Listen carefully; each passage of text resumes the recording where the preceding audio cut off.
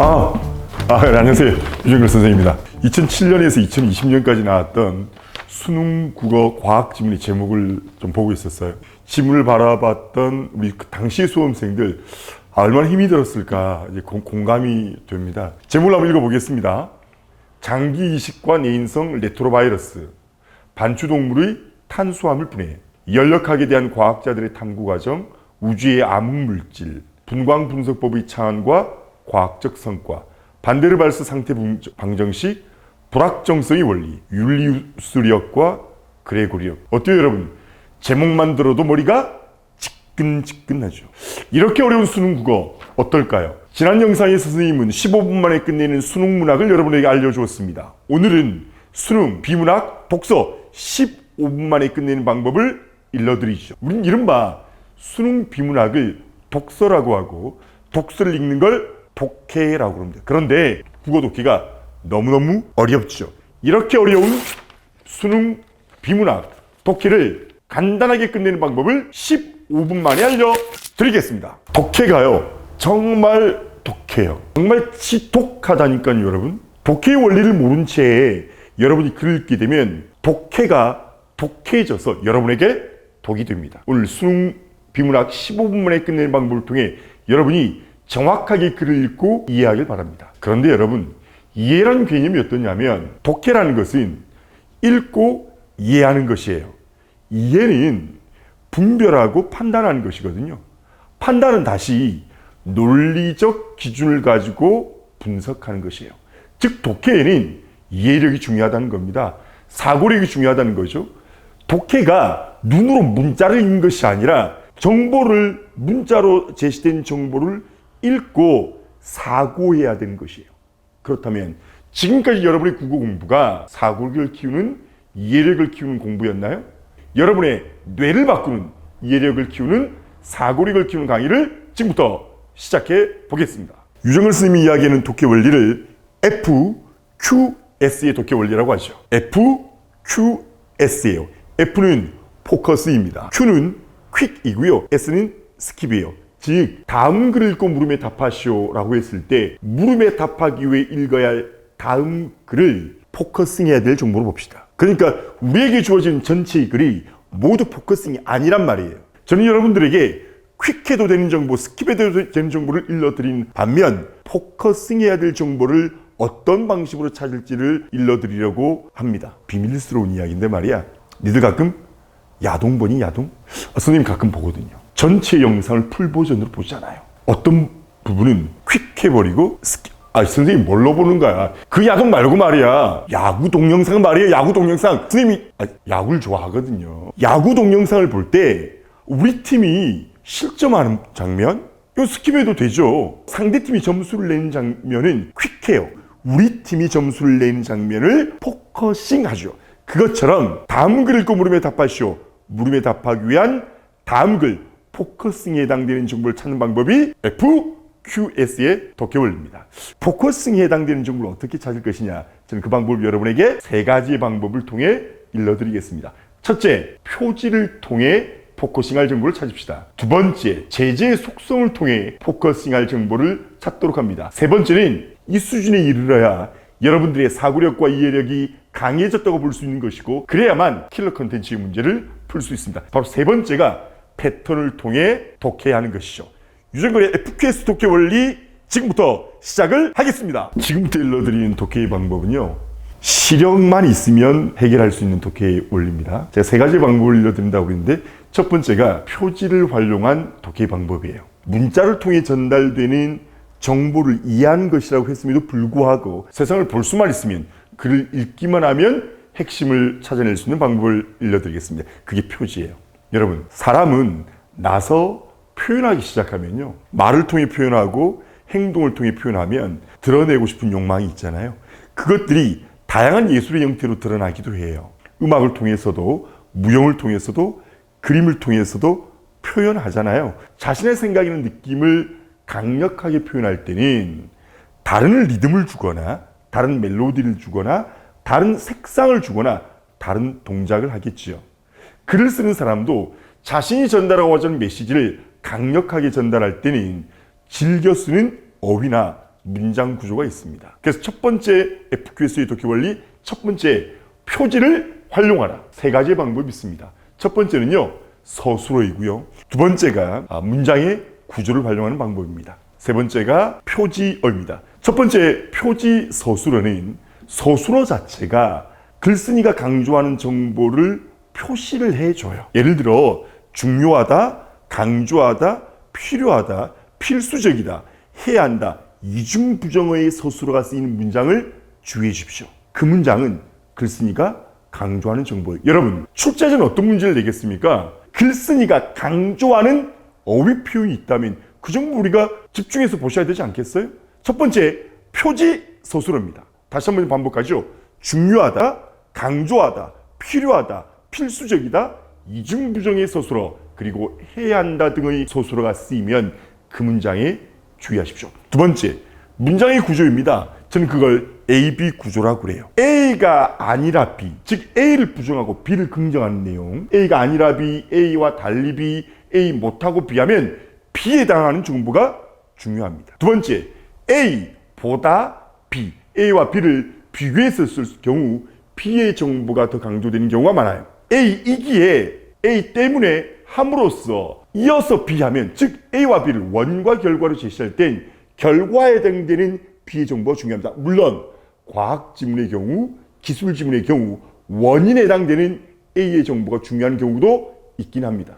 다음으로 A이지만 B, A이나 B처럼 A와 B의 정보를 대조할 경우 A 정보보다는 B 정보가 좋아요. 마지막으로 A처럼 같은, 인양, 듯한 B에서 비유적인 표현이 나올 때 A보다 B가 중요합니다. 즉 이렇게 문장의 구조를 통해 A와 B의 관계를 통해 더 중요한 정보를 찾을 수 있다. 글쓴이는 그 같은 문장 구조를 통해 핵심적인 정보를 알려주기도 한다는 것입니다.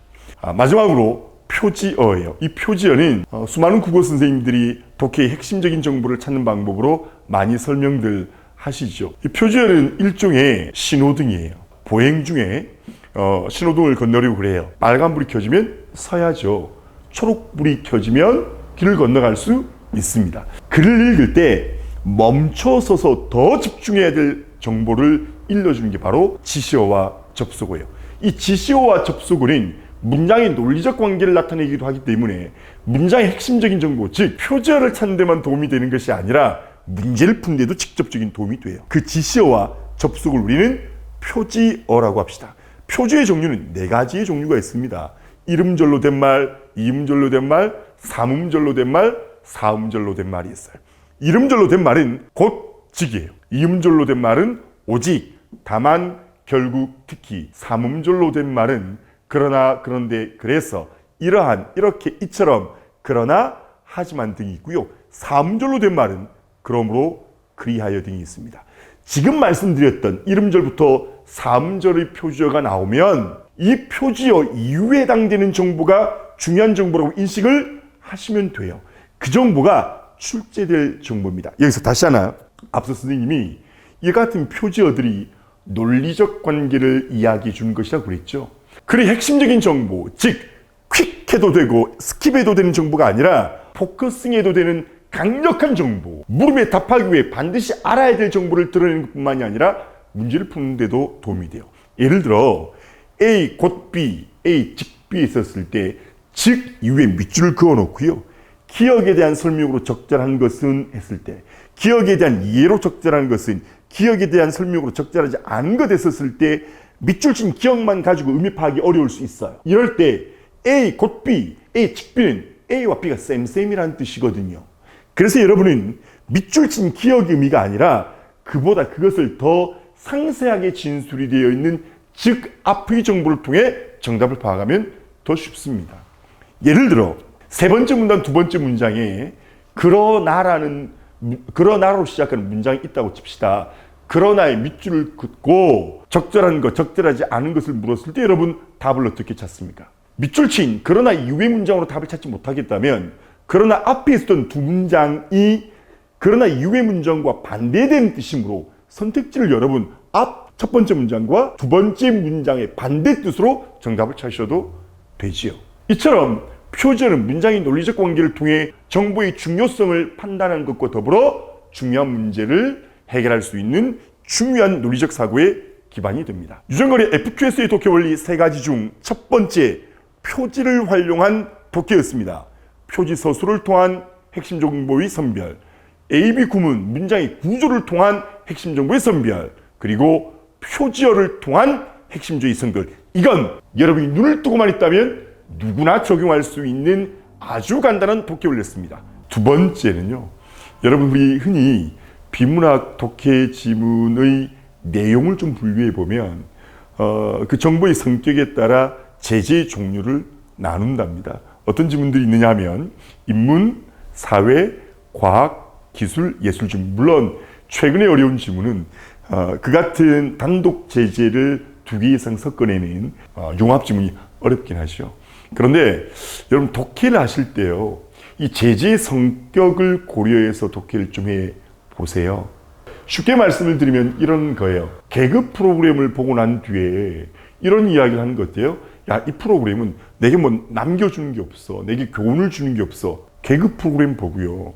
그렇게 말하는 애가 개그 아니에요? 그러니까 우리가 감상한 어떤 그 미디어의 성격에 따라 그럴 수도 있겠지만 웃음 아닌가요? 가볍게 웃을 수 있는 건 말이에요. 액션 무비를 보고 철학이 부족하다고 말하면 되는 것 아니지 않나요, 여러분? 즉, 우리가 즐기는 다양한 대중문화나 예술의 장르의 성격에 따라 우리가 원하는 것, 또 우리가 즐기고 싶은 것이 다르듯이 이 독해 지문의 성격에 따라 여러분이 포커싱을 두어야 될 정보가 다르다는 걸 이제 좀 말씀을 드리고 싶습니다. 첫 번째, 인문 지문이에요. 이 인문 지문이 어떤 것이냐면 나중에 여러분이 대학을 가면 종합대학 내에 여러 개의 단과대학들이 있잖아요. 아, 그러네요, 정말. 비문학의 독해 지문에 나와 있는 다양한 지문들이 종합대학의 단과대학과 연관이 있군요. 인문 지문은 뭐 심리, 철학, 역사, 문화 등등의 내용이거든요. 그러니까 인문 지문은 인간이란 어떤 존재냐, 인간 존재에 대한 이야기, 인간의 본질에 대한 이야기, 인간 삶과 관련된 내용들이 굉장히 많죠. 그래서 인문 지문은 우리가 알고 있는 이른바 인문학자들, 심리학자들, 철학자, 사상가 또는 역사학자들의 견해가 많이 나와요. 그들의 인간에 대한 견해, 인간 삶에 대한 견해가 많이 나오고요. 그런 인간의 추상적인 어떤 특징들을 특정한 용어, 개념으로 드러내는 경우가 많거든요. 그러니까 여러분 잊지 마세요. 인문재질을 읽을 땐 인문학자의 견해, 주장에 초점을 두고 읽으세요. 그래서 인문재질을 읽어보면 말했다, 주장하다가 많아요. 그 정보가 출제의 핵심적인 정보이고요. 또 그 정보를 특정한 용어로 정의해 놓은 경우가 있어요. 그럼 그 용어의 뜻을 이해하시면 됩니다. 실제로 시험 문제를 풀다 보시면 그 용어의 추상적 용어의 개념을 구체적으로 적용한 그 사례를 여러분이 선별해낼 수 있느냐, 이해하고 있느냐를 묻는 문제가 많이 나옵니다. 두 번째는 사회제재예요. 아까 말씀드렸던 종합대학의 사회과학대학에 어떤 과들이 있더라? 그 정치, 경제, 언론 등등의 내용이 나오죠. 그런 학문들은 어떤 것이냐면 여러분과 내가 살고 있는 우리 사회 현상을 사회과학이라는 이론으로 설명하고 있어요. 또 그 학문의 특징이 뭐냐면 우리 사회가 가지고 있는 정치적인 문제, 경제적인 문제 또는 언론, 환경 이와 같은 등등의 문제에 대한 해결책을 제시하는 겁니다. 사회 지문의 성격이 우리 사회 현상 및 우리 사회가 갖고 있는 문제점을 사회과학 이론으로 설명한다고요. 그게 핵심이에요. 포커싱 하시기 바랍니다. 세 번째는 과학 지문이에요. 뭐 물리, 화학, 지구과학, 생명과학 다 나오잖아요. 이 지문들의 특징은 과학적 원리나 이론을 설명해요. 그 원리나 이론이 그림으로 제시하든 수식이나 기호로 제시하든 문자 텍스트로 제시하든 이 원리, 이론을 잘 이해하셔야 됩니다. 하나의 문단에서 중심 문장과 뒷받침 문장, 즉 핵심 정보와 보조 정보를 이야기할 때 원인에 해당하는 정보, 사례에 해당하는 정보, 근거나 전제의 경우는 보조 정보인 경우가 많거든요. 그런데 과학 지문은 전제, 근거, 이유, 사례도 중요해요. 그 같은 것을 통해 과학적 원리의 이론으로 귀결했기 때문에 그것이 핵심 정보라는 사실 여러분 잊지 마세요. 기술 지문은 과학과 기술 지문이 좀 성격이 다르죠.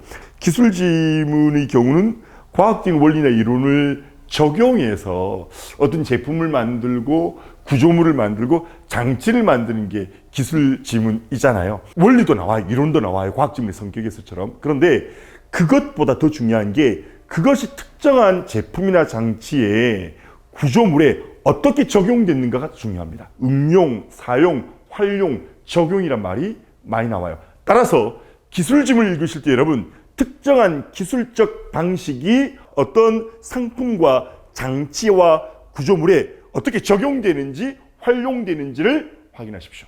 마지막으로 예술 지문입니다. 예술 지문은 비교적 우리가 부드럽게 읽어낼 수가 있어요. 그럼 예술 지문의 핵심은 뭐냐면 특정한 예술가나 예술 작품이 다루어지는 경우가 많은데 이 예술가의 예술관이 어떤지 혹은 어떤 작품 속에 나타난 예술관이 어떤지를 보시면 돼요. 예술 지문의 핵심은 예술관이에요.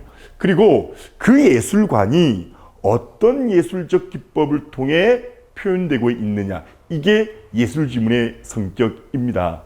여러분, FQS의 독해 원리 제가 두 가지 말씀을 드렸죠. 첫 번째가 뭐였죠? 표지를 통한 핵심적인 정보를 선별이었습니다. 정리합시다. 표지 서술어, AB 구문, 표지어였죠. 두 번째, 제재의 성격에 맞게 제재의 특성을 고려해서 읽자. 인문, 사회, 과학, 기술, 예술. 여러분, 제재의 성격에 따라 독해를 하시면 독해 끝이에요. 여기까지가 2단계였습니다. 세 번째 좀 스님이 좀 심각해져요. 그러니까 앞서 말씀드렸던 표지연 독해는 중2나 중3이 또는 고1이 눈만 뜨고 있으면 적용할 수 있어요. 그것만으로도 포커싱 해야 될 정보를 쉽게 찾아낼 수 있고요. 제재의 성격에 따라 핵심적인 정보를 선별하는 것은 여러분 훈련을 좀 하세요. 이른바 킬러 문항이 출제되고 있는 요즘 수능을 풀기에는 부족할 수도 있어요. 독해에서 가장 높은 수준의 독해 방법이 세 번째 방법인 패턴을 통해 독해하는 겁니다. 패턴이라는 건 구조를 이루고 있는 구성 요소 또는 정보를 전달하는 절차가 일정하게 반복을 한다는 것이에요. 수능에 출제되었던 비문학짐을 보면 일정한 패턴이 있는 거죠. 한국의 막장 드라마를 한번 생각해 보세요. 여자 주인공이 어려운 환경 속에서 좋은 대학을 가고요. 대기업에 이제 첫날 출근한 날이에요. 늦잠을 자서 그냥 막 화장도 하지 않고 머리도 헝클어진 채 출근하려고 그래. 근데 엄마가 효리야 밥 먹고 가야지. 엄마 나 너무 바빠요. 그리고 휙 가요. 막 회사로 들어가는 순간 부딪혀요. 여직원의 백이 쏟아지는 거죠. 젊은 손길이 백을 정리해줘요. 여자 주인공은 정신없이 휙 가방을 챙기고 고맙습니다. 얼굴만 들끗 보고 고맙습니다. 가버려요. 부장님이 이제 심사를 소개해주죠. 이제 제일 높은 분에게 본부장님에게 가요. 새로운 심사원입니다라고 소개를 해요. 본부장님이 아침에 그렇게 되거든요. 이런 식으로 가지 않던가요? 그 남자 주인공, 여주인공이 사랑을 하게 된다고요. 그 둘의 사랑을 본부장의 엄마가 하는 거죠. 알고 보니 본부장은 이 대기업의 회장님 아들이었던 거예요. 회장 사모님이 소식을 알고 여주인공이 전화하죠. 1회 보면 2회가 예상이 되잖아. 여러분, 수능 국어에도 이런 패턴이 있다는 겁니다. 이 패턴은 두 가지 의미에서 의미가 있어요. 무엇이냐면 여러분이 정보를 예측해가며 읽을 수 있다는 것입니다. 첫 번째 문단을 읽으면 글 전체에 대한 그림이 그려져야 해요. 그게 독해이고요. 그게 가장 높은 수준의 사고력 훈련이에요. 두 번째로 패턴이 읽혀지면 어떤 문제가 출제되는지가 드러납니다. 그래서 이 패턴을 익혀서 적용하는 데는 일정한 시간이 필요해요. 이 독해법은 7가지가 있어요. 우선 설명 위주의 글은 대상의 특징을 시대적 순서나 과정에 따라 설명한 글, 첫 번째 패턴입니다. 두 번째 패턴은 대상의 세부 정보를 나열하여 설명하는 글이에요. 세 번째 특징은 대상의 특징을 예를 들어 설명합니다. 네 번째 특징은 대상을 다른 대상과 비교하거나 대조해. 물론 최근의 어려운 문제는 각각의 독자적 패턴, 하나의 패턴이 아니라 둘 이상의 패턴을 섞어 두었기 때문에 더 어려워요. 설명문이 그렇다면 의견 중심의 논설문의 경우는 문제를 제기하고 해결 방식을 제기하는 글, 해결 방식을 제시하는 글, 기존의 견해를 반박하고 글쓴이의 생각을 드러내는 글, 마지막으로 둘 이상의 관점을 소개하는 글이에요. 이렇게 7개의 패턴이 있는데 7개의 패턴으로 정보를 어떻게 예측하고 문제를 어떻게 예측하는지를 스님이 그 중에 2-3개 정도만 이야기할게요. 그런데 이런 거죠. 대상의 특징을 시대적 순서나 과정에 따라 설명하는 글이 있어요. 지구의 탄생이라는 지문이 있으면 첫 번째 문단이 지구의 탄생이라는 화제를 제시하거든요. 그 두 번째 문단에 선 캄브리아 시대의 지구, 세 번째 문단이 고생대의 지구, 이후에 중생대, 신생지, 지구를 제시해요. 자, 어떤 정보에 여러분이 초점을 맞춰야 되냐면 시간적 순서에 따라 변하는 대상의 변화에 초점을 주어야 돼요. 이런 패턴은 대체로 연구 과정의 변화나 대상의 변화를 살피는데 출제는 뻔합니다. 시간적 순서를 확인하는 문제가 나와요. 선후관계인지 인과관계인지 영향관계인지 공통점이나 차이점이 있는 문제인지가 나온다고요. 정보를 충분히 예측하면서 읽을 수 있죠. 두 번째로 대상의 특징을 예를 들어 설명합니다. 완벽하게 출제를 예상할 수 있어요. 그리고 정보를 예상할 수 있다는 겁니다. 예를 들어 첫 번째 문단이 문화에 대해서 이야기했는데 이 문화를 의복문화, 주거문화, 복식문화로 보겠다는 정보가 첫 문단에 나오면 이후 문단이 그 순서대로 나오거든요. 위상이 비슷한 이 세부 정보들을 설명하는 문단의 구성이 이후에도 동일하게 나온다는 거예요. 예를 들어 두 번째 문단에 음식 문화의 개념, 특징, 장단점, 예를 들어 얘가 나오면 세 번째 문단 주거 문화에서도 그대로 나와요. 네 번째 문단 복식 문화도 그 순서대로 나온단 말이죠. 그러니까 정보를 예측할 수 있죠. 더 좋은 건 출제자가 어떻게 출제를 하냐면 두 번째 문단과 세 번째 문단에 각각 음식 문화와 주거 문화의 예가 나왔는데 네 번째 문단에 얘가 안 나왔다고 칩시다. 그러면 그거 왜 안 나오는 걸까요? 읽으면서 우리는 그 구성상의 특징상, 패턴상 그 정보가 빠져있다는 걸 알겠죠. 왜 안 나온 걸까요? 출제자가 출제하기 위해서요. 다음 중 주거문화에 대한 사례로 적절하지 않은 것 했을 때 찾아내는 방법이 간단하죠. 뭐가 아닌가요? 음식문화나 의복문화에 대한 사례가 아닌 것 찾으면 되잖아요. 기존의 견해를 반박하는 거예요. 첫 번째 문단에 이른바 통념, 상식 수준의 정보가 나오면 여러분 그 정보는 FQS에서 퀵해도 되고요. 스킵해도 되는 정보예요. 그러니까 기존의 정보를 제시하기 위해서 이걸 이야기하는 것이 아니라 새로운 견해를 제시하는 게 목적이거든요. 그럼 두 번째 문단은 그 기존의 견해가 갖고 있는 문제점에 대해서 이야기해줘요. 그 정보 핵심일까요? 핵심이 아니죠. 그러면 첫 번째 문단, 두 번째 문단 퀵이나 스킵에 가고 그렇죠. 세 번째 이후에 제시되는 글쓴이의 새로운 견해가 핵심인 것이에요. 그러니까 주어진 문단 전체에서 어디가 포커싱해야 될 정보인지 아는 것이고 문제를 풀 때 어디에 초점을 두고 정답을 찾아야 되는지도 알게 되는 것입니다. 이것이 가장 높은 수준의 사고력이 기반이 된 패턴을 통한 독해법입니다. 수능 전 과목에서 가장 고통스러운 과목이 된 국어, 킬러 문항으로 많이 출제되는 비문학에 대한 설명을 드렸어요. 여러분 이걸 개념으로 익혀서 적용하고 훈련하시면 장담하죠. 여러분 중3이 1년만 연습하면 고3 모의고사도 1등급을 받을 수 있습니다. 지난 시간 15분 만에 끝내는 수능 문학에 이어 15분 만에 끝내는 수능 비문학을 일러드렸는데 여러분 반복해서 보시고요. 여러분이 가지고 있는 문제집으로 또 연습을 하시면 충분히 좋은 성과를 거두겠습니다. 여러분과 내가 만나서 수업할 수 있는 기회가 있다면 더 좋겠습니다. 여러분 지금까지 저는 유정걸이었습니다. 고맙습니다.